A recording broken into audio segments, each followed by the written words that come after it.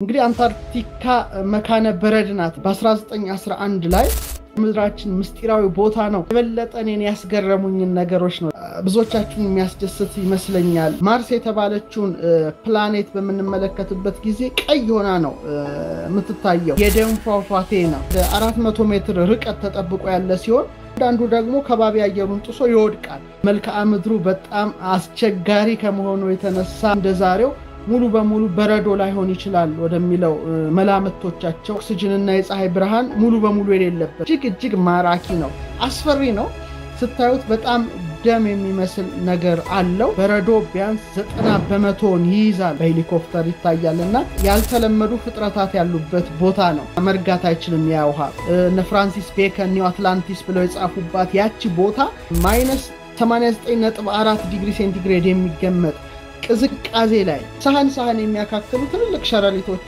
አሉበት እንግዲህ አንታርክቲካ ከኛ ጋር የሚገናኝበትን አንድ ደሞ ምስጢር መነግራቸዋለሁ በረዶ ውስጥ የሚኖሩ ናቸው ግን አሳዎቹ የውስጣቸው ሰውነት ይታያል ቀይ ቀለም የሆነ ባለ 5 ድርብርብ የውሃ ፏፏቴ ብርሃን ፈንጣቂ በሆነ ቆዳቸው በኩል ይታያሉ ግን ድሮ ምናልባት ደን ነበረው ሚዘምር በረዶ አለ ንዝረቶቹ በሰው ጆሮ የማይደመጡ ናቸው ጥንታውያት የጠፉ የባህር እንስሳት ወፎች የዳይኖሰር ቅሪት በጣም ውፍረት አለው ብዙ 100 ሜትሮች ውፍረት አለው ጽሁፍ መሰል ነገሮች ታትመው ይገኛሉ ንፋስ ይነፍሳል በጣም ብርቱ ንፋስ ይነፍሳል የሐዘን እንጉርጉሮ ያሰማሉ ነው በጣም የሚገርመው ነገር ደግሞ ይሄ ነው እድሜ ያስቆጠረ የወንዴ የዘር ህዋስ በውስጡ ተገኝቶ ሴስሚክ ሴንሰር ነው የተጠቀሙት የተመረዘ የድብ ስጋ የፖላር ቢል በልተው ነጭ በረዶ ላይ ጥቁር ከሰማይ የወረዱ አለቶች በአካባቢው ላይ ረጃጅም የራስ ቅሎች ተገኝተው ነበር እንግዳ የሆኑ ፒራሚድ ቅርጾችም አሉበት ግዙፍ መውጫና መውረጃ ነገሮች ይታያሉ ሜቴዎራይቶች ናሙና ተገኝተዋል የባዕድ ፍጡራኑ መውጫና መግቢያ ሊሆን ይችላል አትላንቲስ እዛ ልትሆን ትችላለች ሁለተኛው ዓለም ጦርነት ጊዜ በተለይ ናዚዎች የመጨረሻውን ነገር ሲሰሙት ግን ትደነግጣላችሁ ትደናገጣላችሁ እኔ አላቅም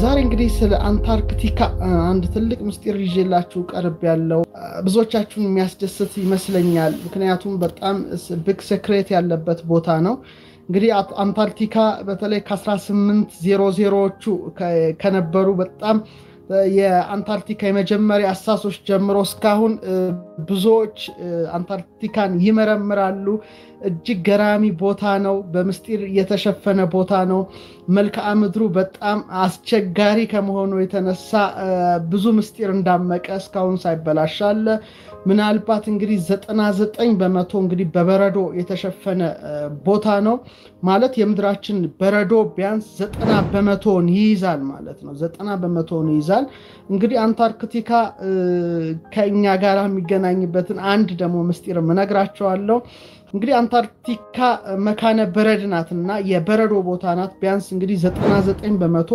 በበረዶ የተሸፈነ ቦታ በመሆኑ እጅግ ገራሚ ያደርገዋል ያን ቦታ ግን ድሮ ምናልባት ደን ነበረው ወደ ማለት ይሄዱ አንዳንድ ተመራማሪዎች አሉ ምክንያቱም በሚቆፍ በተለይ ምርምርን ሲያደርጉ የእንጨት ቅሪተ አካላትን አግኝተዋል ስለዚህ ምናልባት ሬንፎረስት የዝናብ ደን በቦታው ጥንት ጊዜ ነበር የሚል የራሳቸው ምልከታ አድርገዋል ሌላው ደግሞ እንደ ጥንታውያት የጠፉ የባህር እንስሳት ወፎች የዳይኖሰር ቅሪተ አካል ወይም ፎሲልስ በቦታው ተገኝተዋል ይሄ ደግሞ ምናልባት እንግዲህ በጥንት ጊዜ ህይወት የነበረበት ቦታ እንጂ እንደዛሬው ሙሉ በሙሉ በረዶ ላይ ሆን ይችላል ወደሚለው መላምቶቻቸው አጠናክሮላቸዋል ከትናንሽ ተዋሲያን ዝርያዎች ጀምሮ በተለይ ሞቃታማ የአየር ንብረት ውስጥ ይኖር የነበረ ባለ አንድ ህዋስ ቅሪትን አካላትን በተለይ ዘርፉ ተመራማሪዎች አግኝተዋል በጣም ደግሞ የሚገርመው በጣም ረጅም ዘመናት ጠፋ የተባለ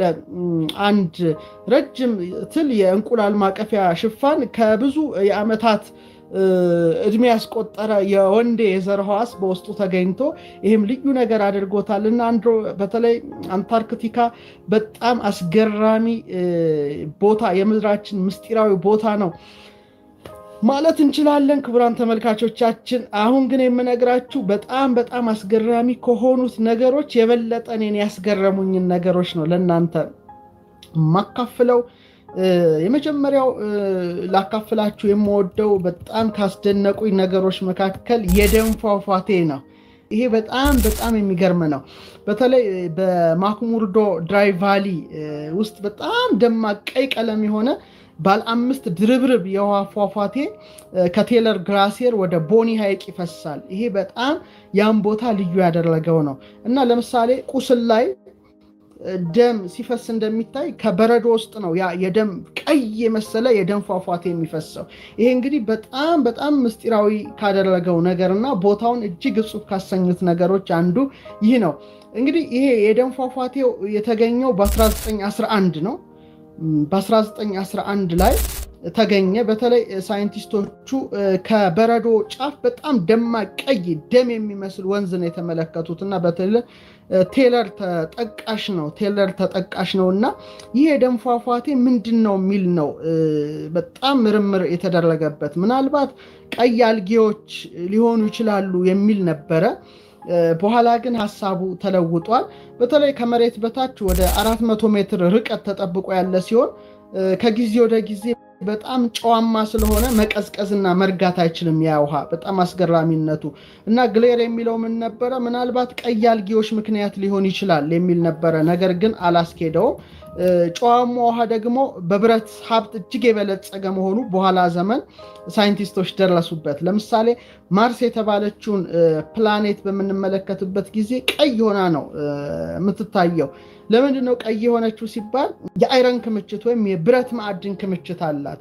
ይሄም እንግዲህ ምናልባት ውሃ ውስጥ በብረት ሀብት እጅግ የበለጸገ ስለሆነ እንደሚታወቀው ኦክሲጅን እና የፀሐይ ብርሃን ሙሉ በሙሉ የሌለበት ነው ማለት ነው። ስለዚህ በብረት ማዕድን የበለጸገ ውሃ በግግር በረዶ በስንጥቅጥቅ ውስጥ ሰርጎ ከአየር ላይ ጋር በሚገናኝበት ጊዜ ያው ብረቱ በኦክሳይድ አማካይነት በመዛጉ ውሃው እንደ ጥቁርና እንደ ቀይ ደም መሳይ ከለር ይዛል ይላልና እጅግ ማራኪ ነው። እንግዲህ በጣም የሚገርም ነው። ይሄ ራሱ ቀይ ቀለም አስፈሪ ነው። ስታዩት በጣም ደም የሚመስል ነገር አለው እና በተለይ ሮዝ ባህርን ለመጎብኘት በሚንቀሳቀሱ መርከበኞች ይታያል፣ በሄሊኮፕተር ይታያልና በጣም አስገራሚ ካደረጉት ነገር አንታርክቲካን የደም ፏፏቴ የሚመስለው ወይም የደም መልክ ያለው ባህር መሆኑ ደግሞ እጅግ ያስገርማል። ሌላው በጣም አንታርክቲካ ውስጥ ከአስገረመኝ ነገር ውስጥ ያልተለመዱ ፍጥረታት ያሉበት ቦታ ነው። እንግዲህ ይህን ያህል በረዶማ ቦታ ላይ በጣም ቀዝቃዛ ቦታ ላይ ደግሞ የቅዝቃዜው ደግሞ -89.4 ዲግሪ ሴንቲግሬድ የሚገመጥ ቅዝቃዜ ላይ ውስጥ ሼልፊሽን እዛ ገምቱም እዛ በረዶ ውስጥ ተገኝቷል። ሳህን የሚያካክሉ ትልልቅ ሸረሪቶች አሉበት። የሚያብረቀርቅ ወርቃማ ፀጉር ያላቸው ተንቀሳቃሾች አሉበት። ሌላው ውሳጣዊ አካላቶቻቸውን የሚታዩ የበረዶ አሳዎች አሉበት። በረዶ ውስጥ የሚኖሩ ናቸው ግን አሳዎቹ የውስጣቸው ሰውነት ይታያል። ይሄ በጣም አስገራሚ ነው። ሌላው እነዚህ እንግዳ ፍጥረታት ደግሞ ትልልቅ አይኖች ያሏቸው ናቸው። ውስጣዊ አካላቶቻቸው ወደ ብርሃን ፈንጣቂ በሆነ ቆዳቸው በኩል ይታያሉና ይሄ በጣም አስገራሚ ነገር ነው። ወደኛ ሐሳቦች ደግሞ እመጣለሁ። እጅግ አስገራሚ ነገር ነው መነግራችሁ። መጨረሻ ላይ የመጨረሻውን ነገር ስትሰሙት ግን ትደነግጣላችሁ፣ ትደናገጣላችሁ። እኔ አላቅም ግን ያለውን እውነታ እኔ ነግራችኋለሁ። ብዙዎቻችን በተራ ነገሮች ስለተያዝን እነዚህ ትልልቅ ነገሮችን ሳናውቃቸው ነው ወደ መቃብር የምንወርደውና ግዴታ መስማት አለብን ብዬ አስባለሁ። እና በጣም አስገራሚ አሳዎች አሉ እና እነዚህ አሳዎች ደግሞ በተፈጥሮ ከመቀዝቀዝ የሚከላከሉባቸው አንቲፍሪዝ ግላይኮፕሮቲኖች አላቸው እና በጣም የሚገርመው ነው እና ሞቅ ያለ ውሃ ውስጥ መኖር የማይችሉ ፍጡራን ያሉበት ቦታ ነው።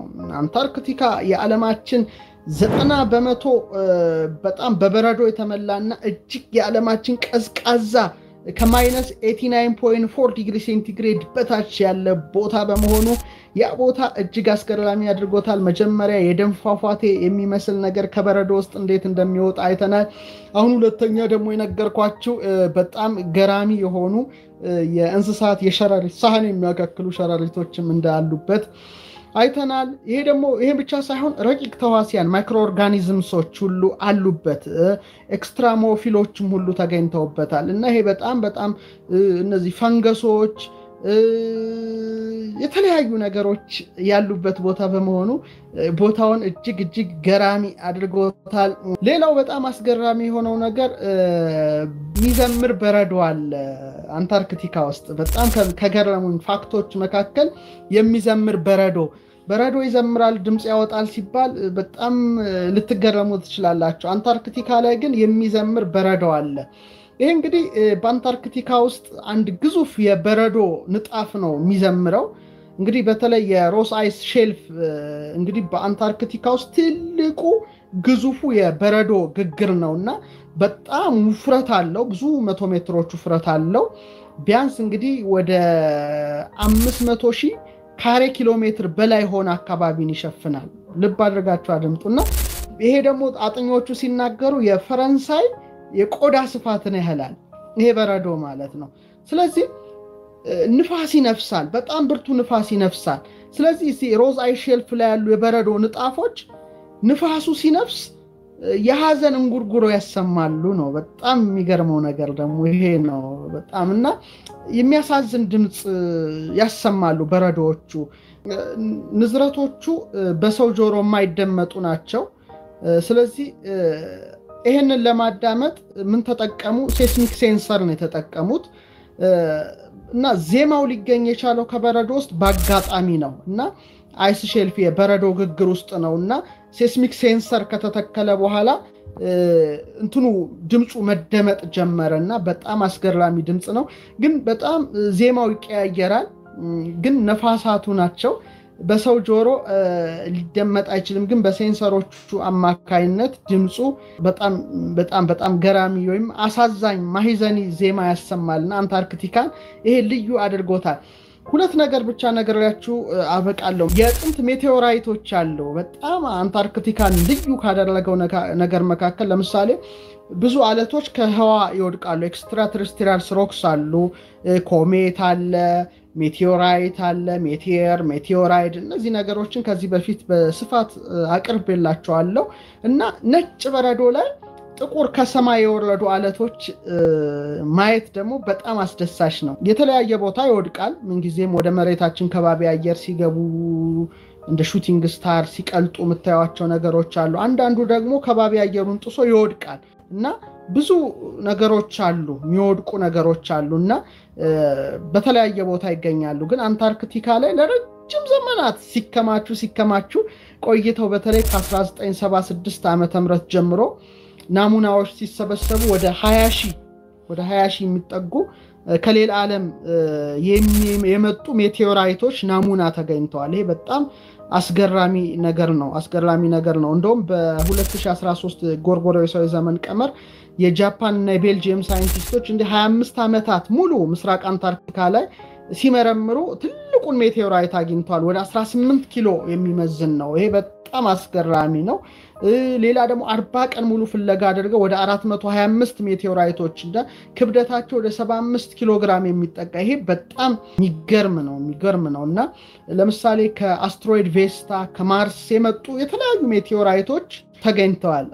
ሌላው ባጭር ነው ነግራችሁን ፈልገው ባዕድ ፍጡራኖች ኤሊያንስ አሉ ወይስ የሉም የሚል ጥያቄዎች በበርካቶች ይደመጣሉ። ባዕድ ፍጡራንና በተለይ የጠፋሽ ከተማ እዛ አካባቢ ነበረች የሚል አንድ ንድፈ ሐሳብ አለ። በተለይ ኮንስፓይራሲ ንድፈ ሐሳቦች ወይም የሴራ ትንተና የሚያደርጉ ሰዎች በአካባቢው ላይ ረጃጅም የራስ ቅሎች ተገኝተው ነበረ። እንግዳ የሆኑ ፒራሚድ ቅርጾችም አሉበት። የባዕድ ፍጡር መንኮራኩሮች ታዩ ተብሏል እዛ አካባቢ ላይ እና ግዙፍ መውጫና መውረጃ ነገሮች ይታያሉ ይባላል እና በተለይ ጉግል እርዝን በመጠቀም እነዚህን ፎቶዎች ያወጣሉ። እንደውም ትላንት አንድ ተመራማሪ ያወጣውን ሳይ ጽሁፍ መሰል ነገሮች ታትመው ይገኛሉና እነዚህ ነገሮች በማየት ምናልባት የባዕድ ፍጡራኑ መውጫና መግቢያ ሊሆን ይችላል የሚል አንድ በጣም ገራሚ ነገሮችን የሚያቀርቡ አሉና ግማሾቹ ደግሞ አይ ኖ አትላንቲስ እዛ ልትሆን ትችላለች የአትላንቲስ ስልጣኔ እነ ፕሌቶ በኋላም ኢትዮጵያ ብለው እነ ቶማስ ሙር እነ ፍራንሲስ ቤከን ኒው አትላንቲስ ብለው የጻፉባት ያቺ ቦታ እዛ አካባቢ ልትሆን ትችላለች ያሉ ሰዎች አሉ ይሄ እንግዲህ ይሄ በጣም በጣም አስገራሚው ነገር ነው ግን እስካሁን እንግዲህ የጠፋሽ ከተማ እዛ ውስጥ ትኑር አትኑር የሚለው ነገር አልተረጋገጠም